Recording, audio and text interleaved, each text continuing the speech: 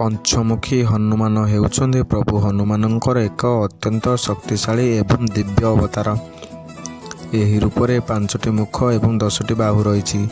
ରାମାୟଣରେ ବର୍ଣ୍ଣିତ ଅଛି ଯେ ରାବଣ ବିଭୀଷଣ ଯୁଦ୍ଧ ସମୟରେ ଅହିରାବଣ ପ୍ରଭୁ ଶ୍ରୀରାମ ଏବଂ ଲକ୍ଷ୍ମଣଙ୍କୁ ଅପହରଣ କରି ପାତାଳପୁରୀ ନେଇଯାଇଥିଲା।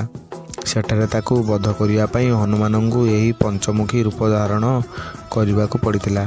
ଅହିରାବଣର ବଧ ପାଇଁ 5ଟି ଦୀପକୁ ଏକା ସାଙ୍ଗରେ ଲିଭାଇବା ଆବଶ୍ୟକ ଥିଲା, ଯାହା କେବଳ 5 ମୁଖରେ ହିଁ ସମ୍ଭବ ଥିଲା। ଆସନ୍ତୁ ଜାଣିବା 5ଟି ମୁଖ ବିଷୟରେ। ପ୍ରଥମଟି ହନୁମାନ ଓ ବାନର ମୁଖ।